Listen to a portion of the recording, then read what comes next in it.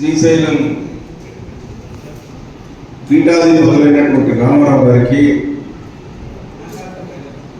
వేదిక మీద ఉన్నటువంటి గణేష్ గారికి, ప్రసాద్ గారికి, ఇంకా ఇతర దేవాలయ పెద్దలకు, ఈ కార్యక్రమ నిర్వాహకులైనటువంటి అర్చకులకు, దేవాలయ పెద్దలకు, కార్యక్రమానికి వచ్చేటటువంటి సోదర సోదరిమణులకు, ఇతరులకు అందరికీ నా హృదయపూర్వకమైన నమస్కారాలు. నాకు దాదాపు 40 సంవత్సరాలు నా రాజకీయ జీవితము. 2 సంవత్సరాలు ఎమ్మెల్యేగా ఎన్నికయ్యాను, 2 సార్లు ఎమ్మెల్యేగా ఎన్నికయ్యాను, మంత్రిగా ఎన్నికయ్యాను, 2 సార్లు పార్లమెంట్కి పోయి వచ్చాను. అంటే 20 సంవత్సరాలు చట్టసభల్లో గడిపాను. దేవాలయ ప్రోగ్రాంలో కూడా చాలా ప్రోగ్రాంలో రాష్ట్రంలో చాలా చోట్ల అటెండ్ అయ్యాను. కర్ణాటకలో కూడా అటెండ్ అయ్యాను, తమిళనాడులో కూడా అటెండ్ అయ్యాను. కానీ ఇన్ని చోట్ల అటెండ్ అయినాను. కానీ మన పీఠాధిపతులు 5 మంది ఉన్నారని, 5 చోట్ల అధిపతులుగా ఉండి చరిత్ర ఉన్నటువంటి కులం అనేటువంటి విషయం మాత్రం నాకు ఈ మధ్య కాలం నుండి తెలిసింది. కానీ గతంలో తెలియలేదు. ఎప్పుడు ఆ సమస్య నాకు ఉత్పన్నమైంది. సమస్య నా దగ్గరికి వచ్చి ఉండి ఏదైనా పరిష్కారం చేసి ఉండింటే, లేదా ఇటువంటి కార్యక్రమాల్లో అటెండ్ అయ్యి ఉండింటే నాకు అర్థమైంది. కానీ ఎప్పుడు ఇటువంటి కార్యక్రమంలో నిర్వహించేది లేదు, ఈ సమస్యలు ఉత్పన్నమైనది లేదు, ఆహ్వానించేది లేదు, నాకు విషయం తెలియదు. ఈ మధ్య తెలిసింది, ఓహో మా దేవాంగ కులానికి ఇంత చరిత్ర ఉందా, ఇంతమంది పీఠాధిపతులు ఉండేటువంటి వాళ్ళ, ఈ విధంగా మన చరిత్రను నడిపినారా, అంటే ఈ కులాన్ని ఈ విధంగా బ్రాహ్మణులతో సమానంగా, బ్రాహ్మణులతో పెద్దవాళ్ళు కాకపోయినా మన కులం వాళ్ళు కూడా ఈ రకంగా ఈ పీఠాలను అధిరోహించి మన దేవాంగ కులాన్ని లైన్లో నడిపినారు అనేటువంటి విషయం ఈ మధ్యకాలంలో తెలిసింది. ఎందుకంటే ఆ శ్రీశైలంలో అమ్మవారు చెప్పినారు, మన వాళ్ళలో గ్రూపులు ఉన్నాయి, ఈ గ్రూపులన్నింటినీ ఒకటి చేయాల్సినటువంటి అవసరం ఉందని చెప్పండి. పీఠాలు అయిన తర్వాత, ఇప్పుడు కాదు కుర్చీ అయిన తర్వాత అయినా, పీఠం అయిన తర్వాత అయినా, ఏదైనా నేను ఆ పీఠాన్ని అధిరోహించాలా, నేను ఆ కుర్చీని నేను స్వాధీనం చేసుకోవాలనేటువంటి ఆలోచనప్పుడు ఆటోమేటిక్గా ఒకరి మీద ఒకరు పోటీ పడడం అనేది సమంజసంగా ఉంటుంది, సహజంగా ఉంటుంది. కాబట్టి ఇవన్నీ ఉంటాయి. ఉన్నప్పుడు మనం దాన్ని ఏ విధంగా సపోర్ట్ చేద్దాం, దానికి ప్రయత్నం చేద్దాం తప్పకుండా తెలిసినట్టుగా. అయితే ఇంత చరిత్ర కలిగినటువంటి మన కులం ఎందుకో ఇతరులతో సమానంగా మనం ముందుకు పోలేకపోయినాం, ఇతరులు ముందుకు పోయినారు, మనం ఎందుకు వెనకపోయినామంటే దీనికి కారణం, ప్రధానమైన కారణం బీదరికం. బీదరికంలో నుంచి మనం పైకి వచ్చినాం కాబట్టినే ఇది అట్టడుగునే ఉండిపోయినాం, అజ్ఞానంలో ఉండిపోయినాం.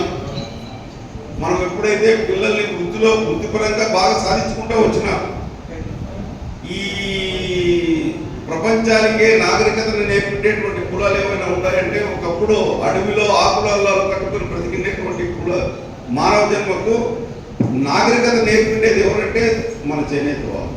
వస్త్రాన్ని తయారు చేసి కట్టి వస్త్రం కట్టుకోవాలని నేర్పించే వాళ్ళు చేనేత కులాలు. అందుకే మనం చరిత్ర కలిగినాం. అంటే వృత్తిలో లీనమైపోయినాం, కానీ ఇతర రంగాల్లో లీనం కాలేకపోయినాం. అందుకనే బీదరికం ఏర్పడింది. బీదరికం ఏర్పడినాం కాబట్టి మనకు ఉన్నటువంటి ఈ పీఠాలు కానీ, అది పీఠాధిపతులు కానీ అన్ని పక్కన పెట్టేసి బీదరికంలోనే నిమగ్నమైపోయినాం. జీవనం గడిపేదానికే కష్టమైపోయింది. ఎట్లా జీవనం గడపాలని ఆలోచన చేస్తాం, కానీ మనకు ఉన్నటువంటి ఈ మేధస్సును ఎట్లా ఉపయోగించుకోవాలనేటువంటి ఆలోచన అయితే రాలేకపోయింది. ఇప్పటికైనా ఉపయోగించుకోవాల్సినటువంటి అవసరం ఉంది. ఈ మేధస్సును, ఈ అర్చకుల్ని ఎంతో ఆమె చెప్పింది, జనగణన చేస్తే మన కులం ఎంత ఉంది, ఎంత పెద్దగా ఉంది, ఎంత జనాభా ఉంటుంది, ఎంత జనాభా ఉండి మనం ఎందుకు ఇంత అట్టడుగులు ఉండిపోయినాము, ఎంతసేపు ఉన్నా ఎవరినో ఒకరి దేహి అనే పరిస్థితుల్లోనే ఉన్నాం. కానీ ఎవరో ఒకరు వచ్చి మనతో దేహి అనే పరిస్థితుల్లో మనం అయితే లేమనేటువంటి విషయాన్ని మనం గ్రహించాల్సినటువంటి అవసరం. ఎవరో వచ్చి మనం పోయి దేహి అని అడుగుతున్నాం, కానీ మనలో వచ్చి ఎవరైనా దేహి అడిగే పరిస్థితుల్లో ఉంటారా? ఎవరు లేరు. కాబట్టి ఇప్పుడిప్పుడే విజ్ఞానవంతులు అవుతుంటారు, చదువులు అవుతుంటారు, మంచి మంచి పోస్టుల్లో పోతుంటారు.